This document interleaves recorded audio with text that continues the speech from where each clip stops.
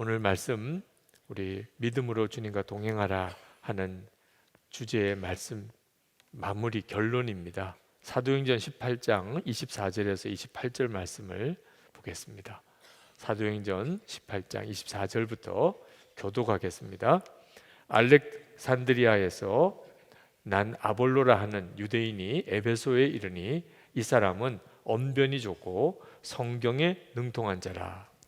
그가 일찍이 주의 도를 배워 열심으로 예수에 관한 것을 자세히 말하며 가르치나 요한의 세례만 알 따름이라. 그가 회당에서 담대히 말하기 시작하거늘 브리스길라와 아굴라가 듣고 데려다가 하나님의 도를 더 정확하게 풀어 이르더라. 아볼로가 아가야로 건너가고자 하므로 형제들이 그를 격려하며 제자들에게 편지를 써 영접하라 하였더니 그가 감에 은혜로 말미암아 믿은 자들에게 많은 유익을 주니 이는 성경으로서 예수는 그리스도라고 증언하여 공중 앞에서 힘있게 유대인의 말을 이김이러라. 아멘. 이 사도행전에 나오는 아볼로라고 하는 사람은 우리가 알고 있는 사도 바울에 비해서는 지명도가 많이 떨어집니다. 우리에게 있어서는 어떤 분들에게는 거의 낯선 분이기도 하죠. 성경을 제대로 안 읽으신 분들에게는. 그런데 실제로 사도행전 기록될 당시에는 사도 바울보다도 어떤 뜻에서는 더 유명했던 분이기도 합니다. 고린도 교회에 네 당파가 있었는데 그 중에 하나가 바로 아볼로파입니다. 거기에는 사도 바울파도 있었고 또 예수파도 있었고 베드로파도 있었고 근데 아볼로파도 있었습니다. 그러니까 아볼로라는 사람은 초대교회 당시 때는 대단히 유명한 사람이었습니다. 이 아볼로가 알렉산드리아 출신이라고 오늘 24절에 말씀하고 있는데 알렉산드리아는 이집트의 수도입니다. 당시에 정치, 경제, 문화, 종교적으로 전 세계의 가장 중심지라는 뜻입니다. 거기 유대인들이 많이 가서 살았는데 그래서 구약 성경 중에 70인역 성경이 주전 3세기에 헬라역으로 그렇게 만들어지기도 했습니다. 또 우리 기독교에 있어서도 사도들이 죽고 난 다음에 초대교회 지도자였던 오리겐이나 또는 아다나시우스 같은 사람들이 다 이 알렉산드리아 사람 출신입니다.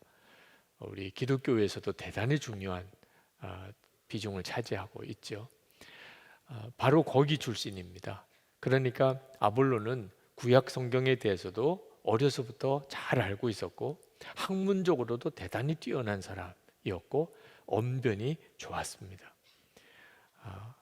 고린도 후서에 보면 사도 바울은 말은 신통치 않은 사람이다. 그런 비난을 받은 적이 있다고 거기 스스로 그렇게 고백을 했어요. 고린도후서 10장 10절에 보면 그들의 말이 그의 편지들은 무게가 있고 힘이 있으나 그가 몸으로 대할 때에는 약하고 그 말도 시원치 않다 하니.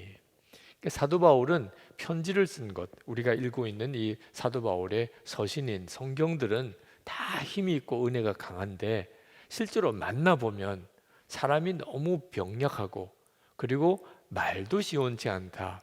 그런 평을 하면서 사도 바울을 악평하는 사람들이 있었다는 거예요. 그만큼 사도 바울은 말주변이 별로 없는 사람이었던 것 같습니다. 저도 아마 그런 유형에 들어가는 모양입니다. 근데 아볼로는 그에 비해서 대단히 언변이 좋은 사람이에요. 그 수사하기에 능하고 웅변가였고 요즘으로 말하면 아주 유명한 방송인과도 같은 사람, 인기인이죠. 그때 당시에. 그래서 공개 토론을 할 때 상대방을 논리로 그리고 학식으로 그 사람들을 능히 이기는 아주 대단히 유명한 사람이었습니다. 그랬던 이 아볼로이지만 처음에는 그도 예수 그리스도에 대한 복음을 정확히 알지 못하는 사람이었습니다. 25절에 보면 이 아볼로에 대해서 말하기를 예수님을 그가 처음부터 알고는 있었지만 그렇지만 요한의 세례만 알 따름이라. 이 그가 일찍이 주의 도를 배워 열심으로 예수에 관한 것을 자세히 말하며 가르치나 요한의 세례만 알 따름이라 그랬습니다. 이 요한의 세례가 뭐냐면 세례 요한의 세례를 말하는데, 세례 요한은 그가 한 중요한 사역이 이스라엘 백성들에게 죄를 회개하고 그리고 다시는 죄를 짓지 않는, 죄에서 완전히 떠나는 삶을 아주 통렬하게 외치면서 그렇게 하겠다고 결단한 사람에게 세례를 베푸는 사역을 했습니다. 그러니까 요한의 세례는 죄에 대한 회개와 삶의 변화, 그리고 그것의 증거로 세례를 받는 거죠. 그러니까 아볼로가 요한의 세례만 알았다고 하는 걸 보면 아볼로의 메시지의 핵심도 죄에 대한 회개를 촉구하는 것이었다고 그렇게 생각이 듭니다. 예수님의 십자가의 복음의 굉장히 중요한 몫이 바로 이 일입니다. 예수님의 십자가의 복음도 우리의 죄를 진정으로 회개하면, 그리고 예수님을 믿으면 모든 죄가 사함을 받는 속죄의 복음입니다. 이것은 예수님의 십자가의 복음의 매우 중요한 몫입니다. 우리가 좀 전에 보혈 찬송을 불렀는데 그 보혈 찬송의 가장 중요한 메시지가 바로 이 속죄의 은혜입니다. 죄를 회개하는 자들은 예수님의 십자가의 은혜로 모든 죄가 사함을 받는다는 거죠. 그러니까 아볼로는 이 설교를 정말 뜨겁게 했던 것 같고 상당히 영향력이 있었고 은혜가 되었던 것 같습니다. 근데 브리스길라와 아굴라가 에베소에서 이 아볼로 설교를 처음 듣게 됐는데, 그 회개와 속죄의 복음을 전하는 메시지는 참 은혜가 되긴 하지만 아쉬움이 있는 거예요. 뭔지 모르게 아볼로의 설교에 빠져 있는 것이 있다는 걸 느꼈습니다. 그래서 설교가 다 끝나고 개인적으로 아볼로를 초청해서, 그리고 아마 식사 대접을 하면서였는지 하나님의 도에 대해서 자세하게 아볼로에게 가르쳤다고 그렇게 말씀하고 있습니다. 자, 무엇을 도대체 브리스길라와 아굴라가 아볼로에게 가르쳤는지에 대한 언급은 성경에 나와 있지 않지만 사도행전 전체를 읽어보면 성령의 역사에 대해서 가르쳤겠구나 하는 것을 알 수가 있습니다. 요 다음 장인 사도행전 19장에 보면 사도 바울이 3차 전도 여행을 하면서 이 에베소에 옵니다. 지금 아볼로와 브리스길라와 아굴라가 만나서 나누었던 요 장소인 에베소에 사도 바울이 옵니다. 그리고 거기에 예수를 믿는 사람들이 있는 걸 알았어요. 아볼로 같은 사람이 설교를 한 걸 듣고 예수를 믿는 거죠. 그래서 예수 믿는 사람이 있었어요. 그래서 참 너무 감사하기도 한데 뭔가 빠진 게 있는 것 같아서 사도 바울이 그들에게 질문하기를 너희들이 믿을 때에 성령을 받았느냐라고 질문합니다.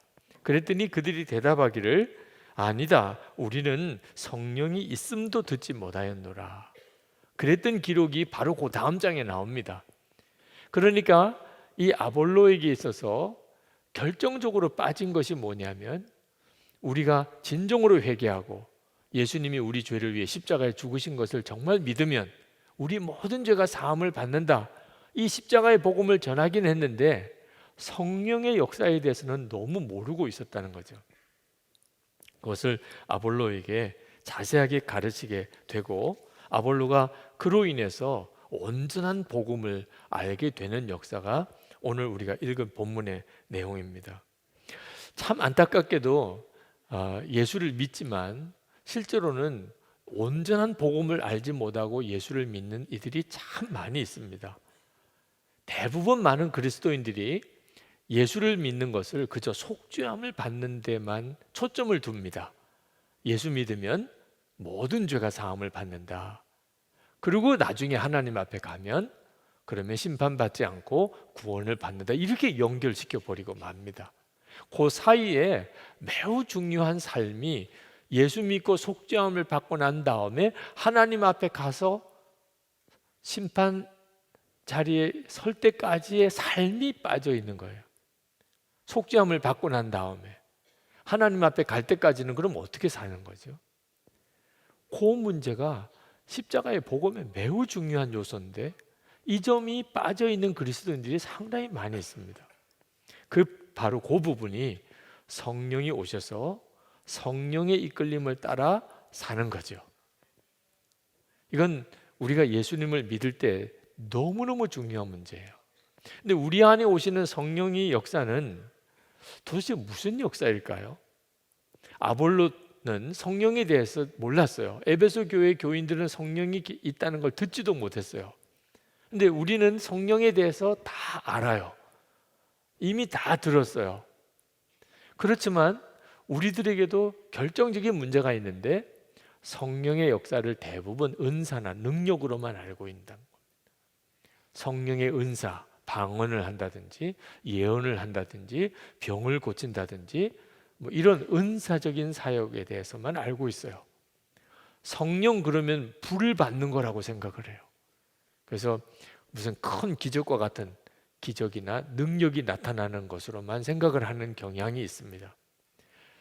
실제로는 성령의 역사의 가장 중요한 핵심을 모르고 있는 거예요. 하나님이 우리에게 성령을 보내신 것은 이유가 뭐냐 하면 예수 그리스도를 바라보는 눈을 뜨게 해주기 위해서 그렇습니다. 예수님을 진짜 믿게 하려고 하는 거죠. 근데 예수님과 정말 믿는 것은 반드시 속죄의 복음이 들어가 있습니다. 예수님이 내 죄를 사하시기 위해서 십자가에 죽으셨다는 사실을 믿게 해주는 거죠. 성령께서 그 일을 합니다. 우리가 예수를 믿었다는 것은 다 성령의 역사 때문에 믿어지는 거예요. 그런데 성령님은 단순히 속죄에 대해서만 믿게 해주시는 게 아니고 그 예수님이 내 안에 거하신다는 것을 알게 해주세요. 예수 그리스도께서 내 안에 거하시고 이제부터는 예수님과 친밀히 동행하는 자가 되었음을 알게 해주시려고 우리 가운데 오신 거예요. 이것이 은사나 능력보다 훨씬 더 중요합니다. 예수님이 나와 함께 계시고 나와 동행하시는 것을 알고 나면 은사와 능력은 그냥 뒤따라오는 선물인 거죠. 핵심은 주님과의 동행입니다. 성령께서 그 일을 우리 가운데 이루어 주시는 것, 이 점에 대해서 눈이 뜨이는 일이 우리의 신앙생활의 모든 것을 바꿉니다. 예수님은 재림해 오시는 주님이십니다. 그런데 재림해 오실 뿐만 아니고 이미 우리 마음에, 믿는 성도들의 마음에 이미 임하셨습니다. 이 사실을 정확히 알아야 합니다. 많은 그리스도인들이 예수님을 믿되 2000년 전에 오신 주님, 그리고 재림하실 주님, 그렇게만 알고 있습니다. 지금 내 안에 거하시는 주님까지 알아야 재림에 오시는 주님을 맞이할 수 있습니다. 그러니 이건 정말 대단히 중요하지요. 성령께서 우리에게 알게 하시려고 하는 것의 핵심은 우리가 매일 식사할 때마다 주님과 함께 식사하는, 그렇게 주님과 친밀히 동행하는 관계로 살아가야 한다는 것, 그런 은혜를 받았다는 사실을 알게 하시는 거예요. 요한계시록 3장 20절에 볼지어다 내가 문 밖에 서서 두드리노니 누구든지 내 음성을 듣고 문을 열면 내가 그에게로 들어가 그와 더불어 먹고 그는 나와 더불어 먹으리라. 이것이 바로 성령께서 오늘 우리에게 실제로 이루어 주시려고 하시는 일입니다. 오늘 믿음으로 주님과 동행하라 하는 이 말씀을 이제 마지막으로 같이 나누는데, 오늘 여러분 안에 아주 다시는 이 일에 대해서 희미해지지 않는 분명한 것이 이루어졌으면 하는 마음의 간절한 소원이 있습니다. 주님과 친밀히 동행하는 것에 대해서 눈이 열리는 거죠. 웨슬리 목사님이 남긴 마지막 임종하실 때 남긴 말씀이 뭐냐면, 세상에서 제일 좋은 것은 하나님이 우리와 함께 계시는 것이다. 세상에서 가장 좋은 것이 하나님이 우리와 함께 계시는 것이다. 웨슬리 목사님 당시 때 영국은 다 예수를 믿었어요. 전 국민이 예수를 다 믿었어요. 성공회라고 하죠. 예수 안 믿는 사람이 없어서 영국 국민은. 그런데 예수님이 나와 함께 계시다는 것을 믿는 성도는 거의 없었어요. 웨슬리 목사님이 올더스케이드에서 성령이 그 마음에 임하시는 체험을 하면서 그 눈이 뜨인 거예요. 그리고 웨슬리 목사님이 생명을 다해서 그것을 전도하면서 감리교회가 생긴 겁니다. 그 감리교회는 핵심이 뭐냐면 예수님이 우리 안에 거하시는, 하나님이 나와 함께 하시는 것에 대해서 눈이 뜨인 것 때문에 생긴 기독교예요. 교단이에요. 브리스길라와 아굴라가 아볼로에게 바로 그 점을 가르쳤어요. 예수님의 십자가의 복음은 속죄함만 아니고 이제 우리 안에 주님이 오셔서 주님과 동행합니다. 그 사실을 알고 난 다음에 아볼로의 사역은 엄청난 역사가 일어나기 시작합니다. 28절에 보면 그가 다시 이제 에베소를 떠나서 복음을 전하는 사역을 하러 이제 다니게 될 때, 그때 그 아볼로를 통하여 성경으로서 예수는 그리스도라고 증거하여 공중 앞에서 유력하게 유대인의 말을 이기밀려라. 그 초대교회 성도들이 능력이 있었던 이유, 그렇게 핍박을 당하고 유대인의 박해가 있었고 예수 믿으면 모든 것을 다 잃어버려야 되는, 생명도 잃을 수 있는 상황에서도 교회가 일어날 수 있었던 힘은 예수님 때문입니다. 예수님이 함께 계셨기 때문에. 주님은 오늘 우리 가운데 바로 그 일을 하기를 원하세요. 우리가 예수님을 믿을 때 우리의 믿음이 반드시 자라야 됩니다. 처음에는 속죄의 믿음을 가졌지만 그 믿음은 주님과 동행하는 믿음으로 자라야 돼요. 안타까운 것은 너무나 많은 그리스도인들이 속죄의 믿음에 그냥 머물러 있는 겁니다. 제가 말씀을 전해달라는 요청을 받고 가서 말씀을 전할 때 참 난감할 때가 있어요. 그렇게 예수를 믿은 지 오래되신 분들, 그런데 속죄의 믿음밖에는 없어요. 예수님이 함께 계시는 것에 대한 말씀을 들을 때는 다들 신기한 말씀을 듣는 것처럼 그렇게 반응들 하세요. 처음 듣는 것처럼 반응하는 분도 계세요. 이건 정말 답답하고 안타까운 일이더라.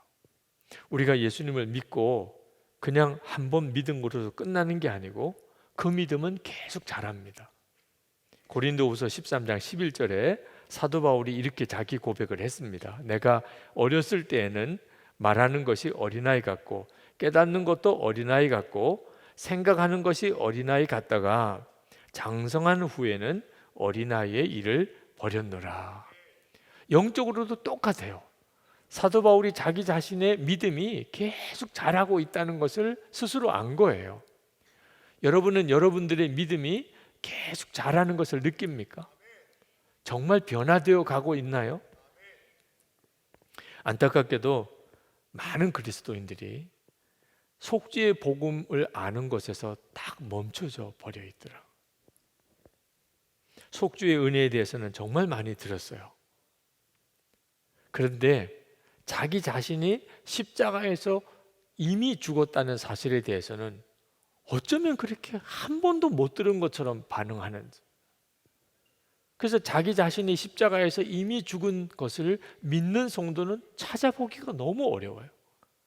예수 믿고 속죄함만 받았대요. 근데 내가 주님과 함께 죽었다는 것에 대해서는 무슨 말인지 잘 몰라요. 한동안 전혀 자람이 없는, 영적으로 전혀 성장이 없는 거죠. 예수님과 친밀히 동행하고 있느냐고 질문하면 다 눈만 껌뻑껌뻑거려요.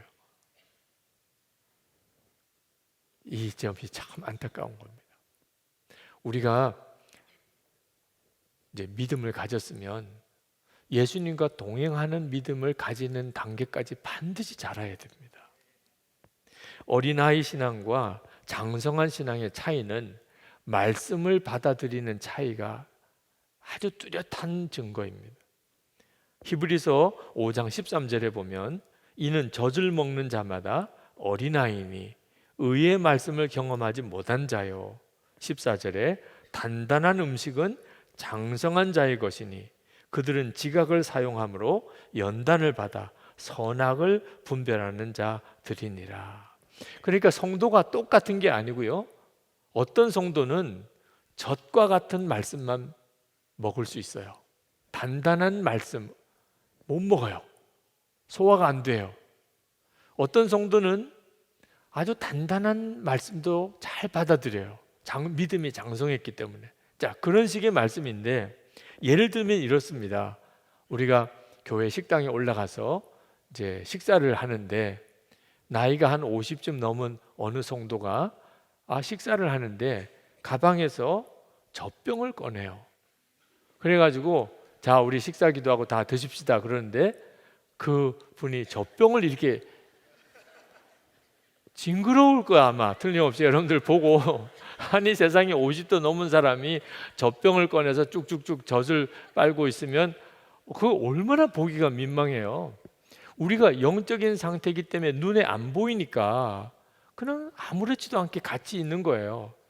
나이가 많으면 믿음도 같이 그만큼 많은 줄로 생각하고 예수 믿은 지 오래됐으면 그만큼 신앙도 잘한 줄로 생각하고 세상에서 공부 많이 했으면 교회에서도 믿음도 그만큼 큰 줄로 생각하고 우리가 다 그렇게 적당하게 넘어가고 있는 거예요.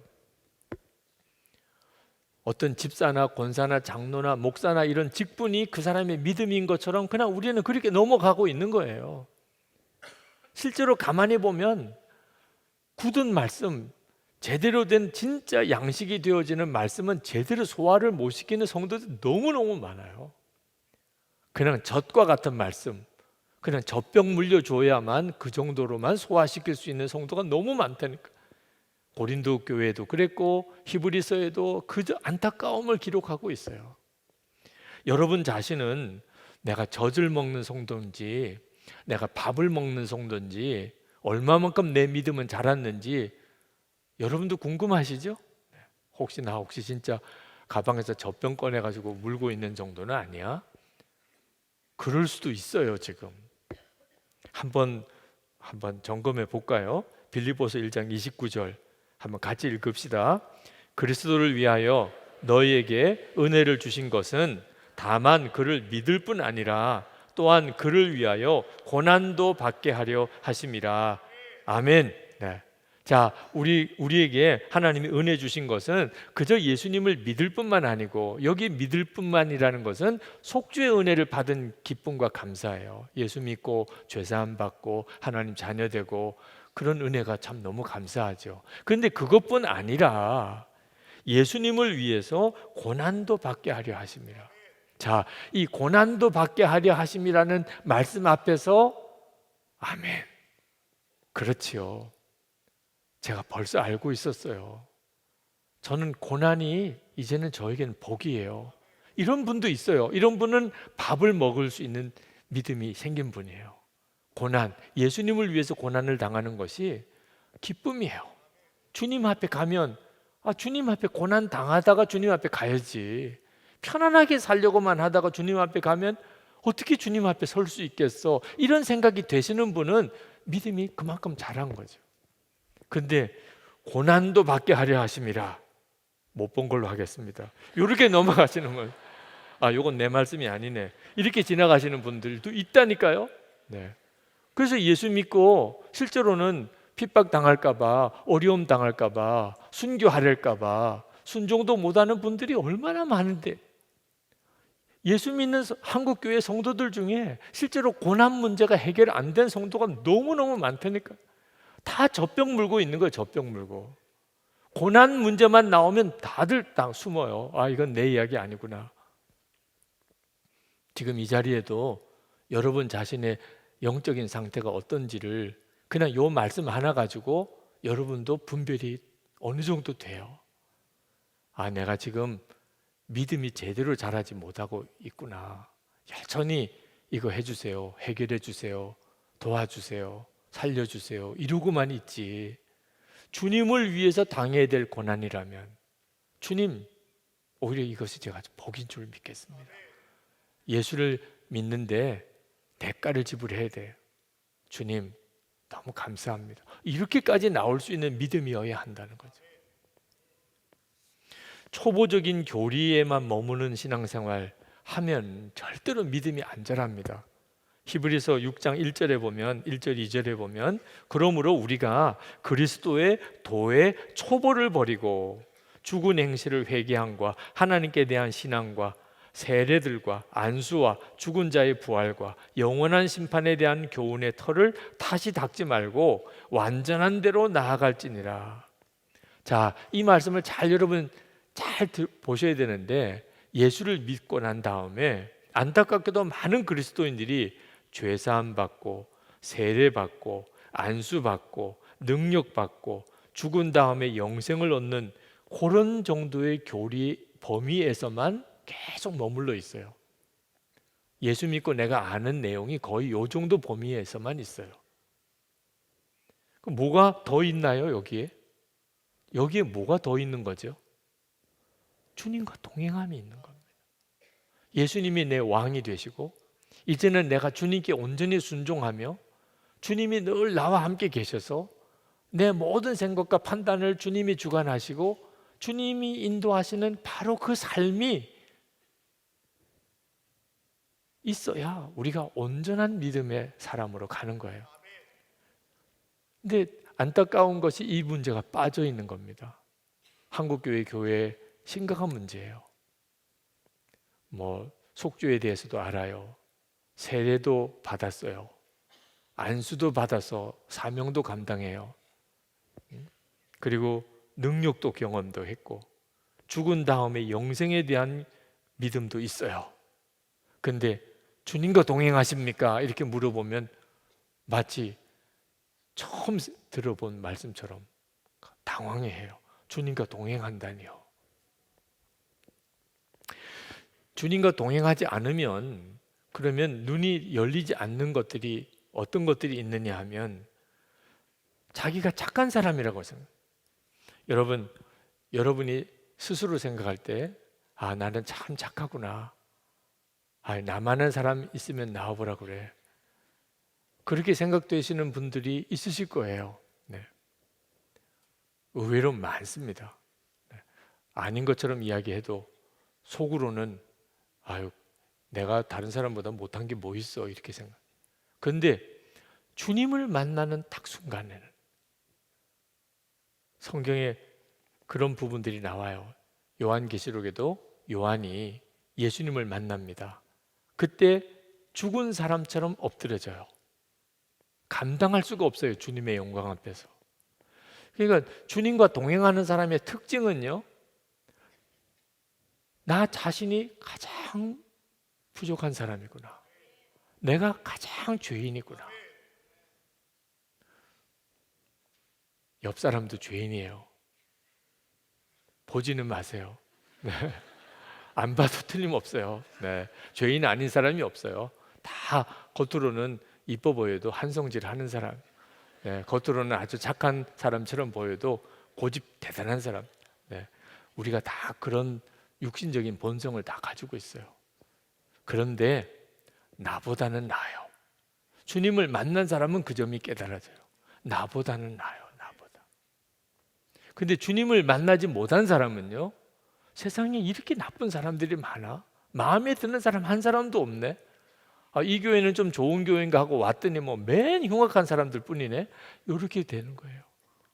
주님을 바라보지 않고 사람을 바라보면 그러면 다 그렇게 반응하게 돼요. 예수님을 믿는다고 하면서도 주님과 동행하지 않는 사람은 실제적으로는 염려와 근심이 많아요. 계속 염려하고 근심하고 두려워해요. 근데 주님의 임재를 깨닫고 주님과 동행하게 되면요, 그렇게 행복한 사람이에요. 다른 사람이 보면 이해가 안 될 정도예요. 아니, 당신이 왜 그렇게 행복합니까? 주님이 기쁨이에요. 주님이 기쁨이라니까. 주님이 평안이고. 그러니까 나같이 행복한 사람이 또 어디 있냐, 이런 고백을 하고 살아요. 예수님 한 분이면 진짜 충분하니까. 예수님을 믿는다고 하면서도 주님과 동행하지 못하는 사람은 고난이 복인 것을 도무지 알 수가 없어요. 많은 성도들이 예수를 믿으면서도 여전히 죄의 종노릇하고 살아요. 은밀한 죄가 있어요. 근데 예수님 주님과 친밀히 동행하는 눈이 열리게 되면 은밀한 상황 자체가 없으니까, 그러니까 은밀한 죄가 없는 거예요. 아니 여러분, 사람 보는 앞에서와 사람 안 보는 데서 행동이 다를 수 있죠, 그죠? 그건 사람을 의식하는 거예요. 사람들 보는 앞에서는 전혀 죄 안 짓는 사람이죠, 우리는. 그만큼 사람 보는 게 무섭잖아요. 그런데 문제는 이제 아무도 안 볼 때가 문제가 되잖아요. 그런데 예수님을 믿는 거는 우리 안에 주님이 오신 것을 믿는 거니까, 주님을 바라보는 눈이 뜨이고 나면 사람이 보나 사람이 안 보나 똑같아요. 이보다도 놀라운 일이 없어요. 그래서 사람이 완전히 변하는 거예요. 마태복음 7장 21절에 나더러 주여 주여 하는 자마다 다 천국에 들어갈 것이 아니요 다만 하늘에 계신 내 아버지의 뜻대로 행하는 자라야 들어가리라. 여러분, 이 말씀을 건성으로 들으시면 안 돼요. 예수를 믿어도 이렇게 둘로 나뉘는 거예요. 입으로만 주여 주여 하는 사람은 어떤 사람이죠? 속주의 복음만 알고 있는 거예요. 속주의 복음, 그러니까 예수님이 주님이시죠.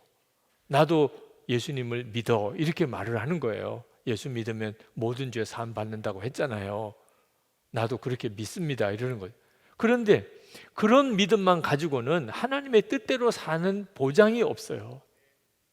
속주의 믿음은 있는데 맨 싸우고 살고, 그리고 거짓말하고 욕심 부리고 자존심 싸움하고 염려 근심 속에 살고. 속주의 믿음은 있는데, 속주의 믿음은 있는데 교회 안에서 싸우는 사람 얼마나 많아요. 속주의 믿음은 있는데 사기꾼도 얼마나 많아요. 속주의 믿음은 가지고 있는데 은밀한 죄, 음란한 죄 짓는 사람 얼마나 많아요. 속주의 믿음 가지고 해결이 다 안 된단 말이에요. 그러면 천국에 가려면 하나님의 뜻대로 행하는 자라야 된다는, 그러니까 속주의 믿음 말고 뭐가 더 있어야 되는 거구나, 분명히 알아야 되죠. 그게 바로 뭐냐면 예수님과 동행함이에요. 주님과 동행함.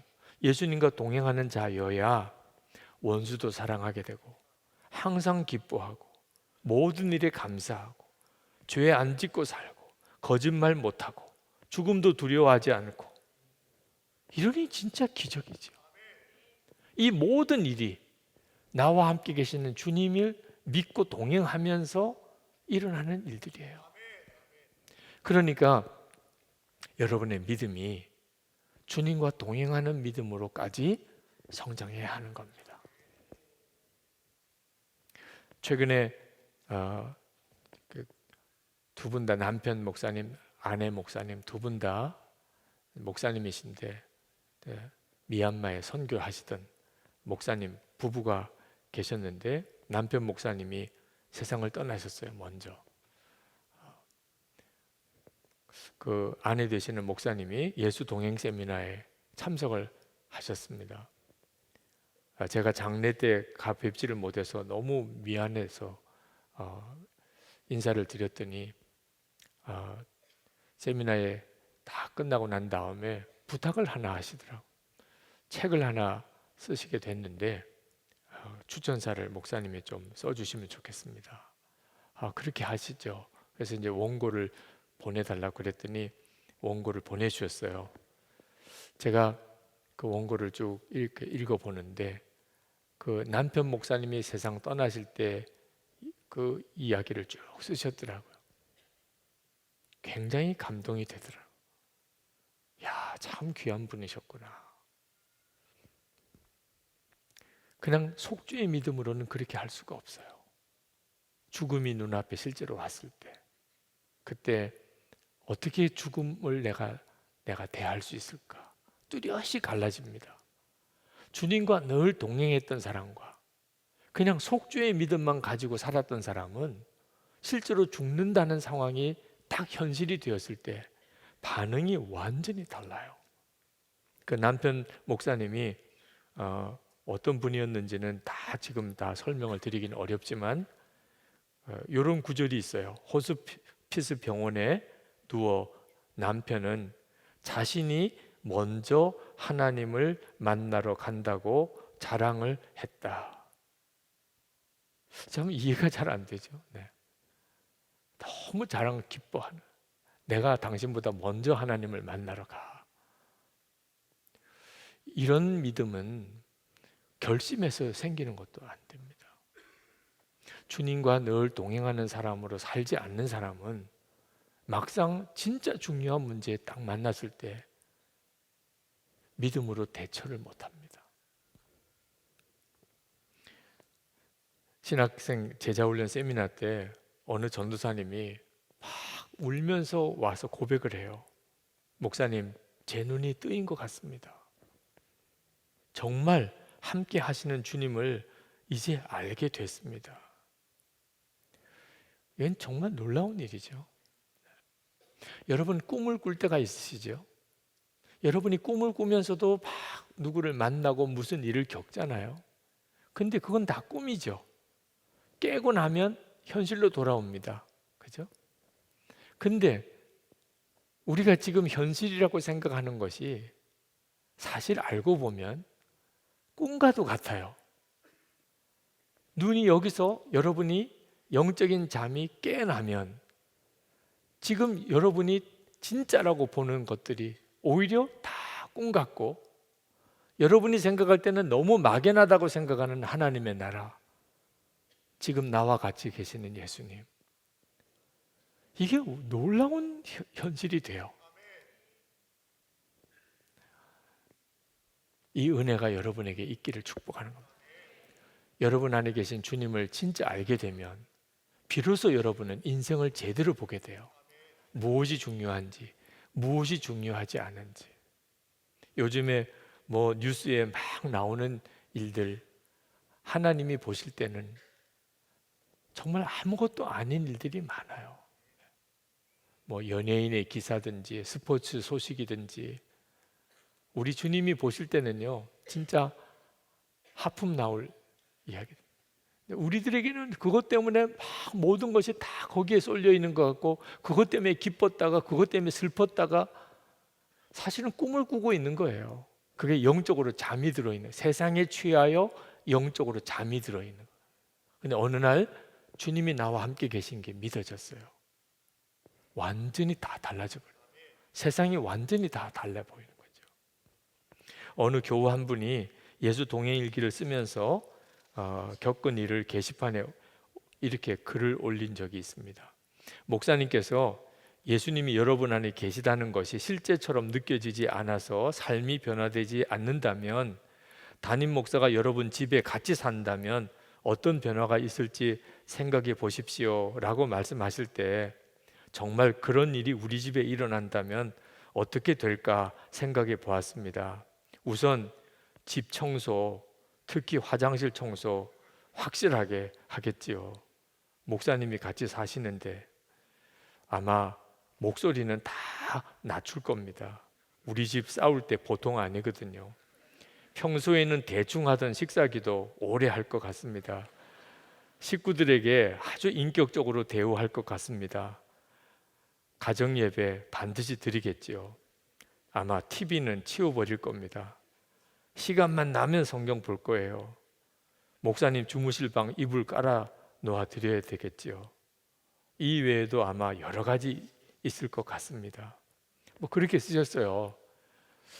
목사만 집에 와서 살아도 생활이 이렇게 바뀔 텐데, 예수님이 내 마음에 계신 게 정말 믿어지지 않아서 우리가 엉망으로 사는 거지, 실제로 내 안에 계신 게 정말 믿어지는 순간부터 우리 삶 전체는 바뀌어요. 예수 동행일기에 대해서 나가서 이렇게 말씀을 전하면 아주 반응이 뜨겁습니다. 그만큼 주님에 대한 열망이 있으신 것 같아요. 그런데 예수 동행일기를 쓴다고 생활이 다 바뀌나? 그렇지는 않습니다. 그렇게 생각하시는 분들은 실망하시는 분들도 있으시더라고요. 동행일기를 쓰는데도 은밀한 죄를 짓고, 동행일기를 쓰는데도 뭐 부부싸움도 하고, 그래서 좌절하시는 분들도 계세요. 근데 예수 동행일기를 쓴다고 그 동행일기가 여러분의 삶을 완전히 바꾸는 것은 이건 완전히 넌센스예요. 그러면 예수 동행일기는 왜 쓰는 거죠? 항상 주님을 바라보게 해주기 때문에 쓰는 거예요. 매일 일기를 써야 되니까. 또 그것을 나누다 보니까 오늘 하루를 지났는데 적당하게 그냥 몸만 씻고 샤워하고 잘 수가 없어요. 일기를 써야 되는 거예요. 오늘 아침부터 저녁까지 오늘 하루는 어떻게 살았나. 그렇게 쓰다 보니까 오늘 하루 곳곳에 주님은 나에게 어떻게 역사하셨는지를 생각하게 되는 거예요. 이걸 매일 하게 되는 겁니다. 어느 날은 정말 어처구니 없는 죄를 지은 날도 있지요. 그날도 일기를 써야지요. 일기를 안 쓰면 그냥 모른 척하고 넘기겠지만 일기를 써야 되니까 오늘은 정말 바보같이 살았다. 비참하게 살았다. 그렇게 주님을 바라보게 된 거예요. 우리가 이렇게 주님을 바라보는 일을 중단하지 말자고 일기를 쓰는 거예요. 잘 살았든 못 살았든 하여튼 주님은 바라봅시다.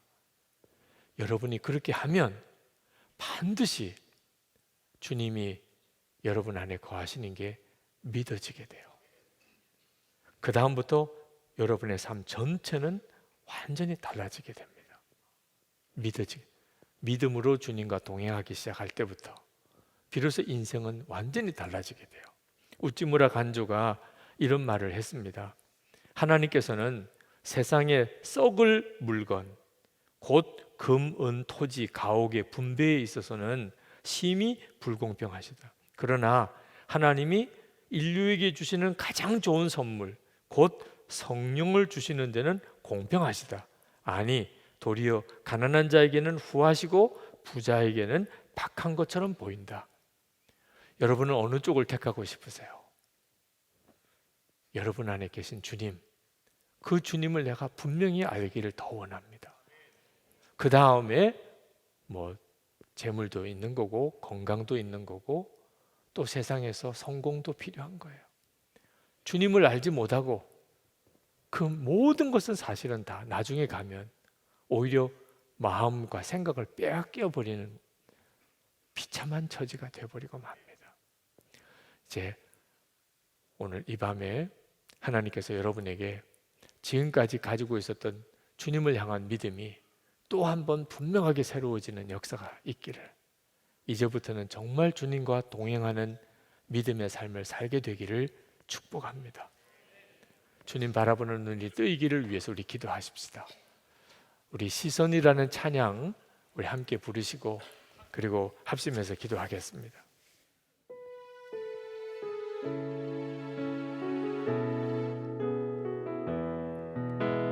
우리가 또 함께 나누기를 원합니다.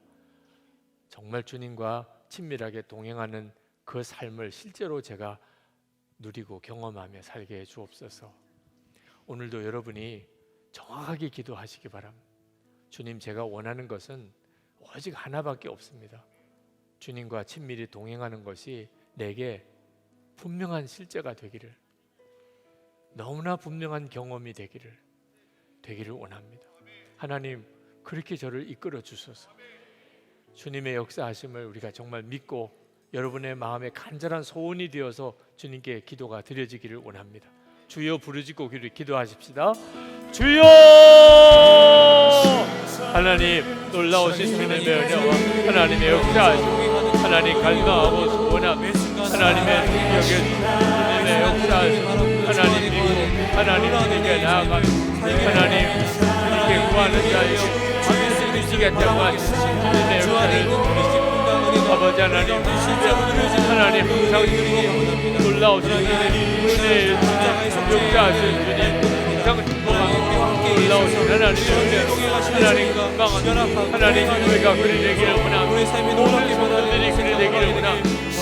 주님과 동행하는 삶, 주님과 동행하는 그 살게 되기를 원합니다. 마음의 진정한 갈망이 되기를, 마음의 간절한 소원이 되기를 원합니다. 아버지 하나님, 우리가 정말 원합니다. 하나님 주님과 함께하는 삶, 주님과 동행하는 삶 살기를 원합니다. 주님의 은혜 안에 사는 삶, 하나님 그렇게 살기를 원합니다. 아버지 하나님, 주관의 사로잡아 정말 중요한 믿음의 기도가 마음의 진짜 소원으로 기도하면 주님이 반드시 이루어 주신다는 것입니다.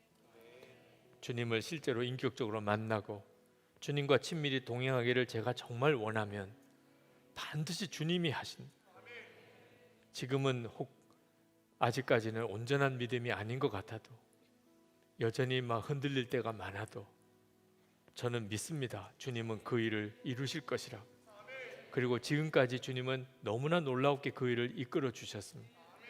여러분들도 여러분의 마음의 진실한 간구가 반드시 하나님이 이루신다는 믿음을 가지시기 바랍니다. 이 시간에 여러분의 마음속에 모든 의심과 염려와 그리고 두려움을 십자가에 완전히 못 박으시고 주님이 이루실 것을 오직 감사하며 찬양하시기 바랍니다. 주님과 친밀히 동행하는 자 되기를 갈망하였으니 주님은 반드시 이루실 것이다. 주님, 저에게 보게 하소서. 주님이 역사하심을 듣게 하소서. 제 눈을 열어주소서. 귀를 열어주소서. 제 모든 영적인 감각이 다 살아나게 하소서. 주님이 어떻게 역사하시는지, 어떻게 일하시는지 생생히 경험하게 해 주옵소서. 우리 주여 부르짖고 기도합시다. 주여!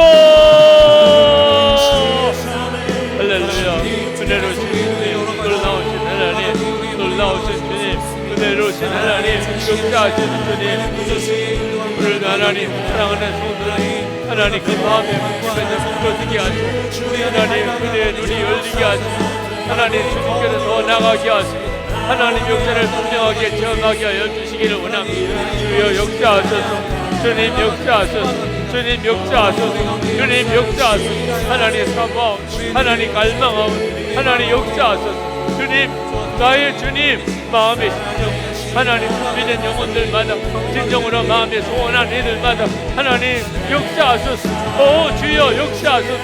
주님 역사하소서. 아버지 원하오니 하나님 갈망하오니 하나님 믿었으니 주님 소원하오니 주님 역사하소서. 말씀하소서. 하나님 깨닫게 하소서. 주님의 일을 알게 하소서. 주님의 역사를 알게 하소서. 주님의 역사를 보게 하소서. 주님의 역사를 분명히 보게 하소서. 하나님의 일을 분명히 보게 하소서.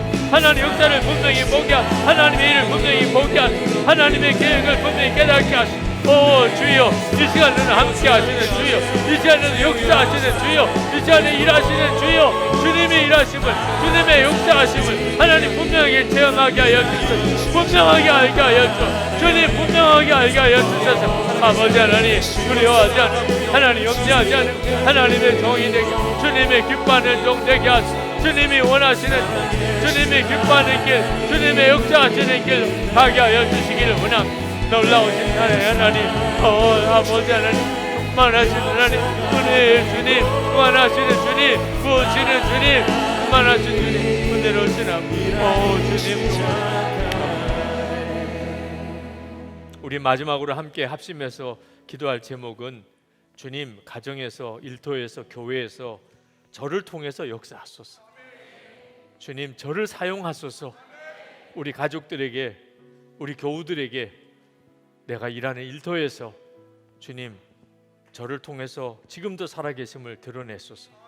제가 그렇게 쓰임받는 자로서 살기를 원합니다. 제가 진정으로 원합니다. 주님의 도구로 쓰임받기를 주님 통로가 되기를 주님 저에게 그렇게 일하시기를 원합니다. 우리 그 간절한 마음으로 오늘 이 밤에 주님이 그렇게 부으시는 은혜가 있음을 믿고 우리 강단에 올라와서 기도하실 분들은 올라오시기를 바랍니다. 안수기도 받으실 분들은 아랫단으로 내려오시기 바랍니다. 아랫단으로 내려오시면 목사님들이 여러분들을 위해서 안수기도를 해주시겠습니다. 우리 주여 3번 부르짖고 기도하겠습니다. 주여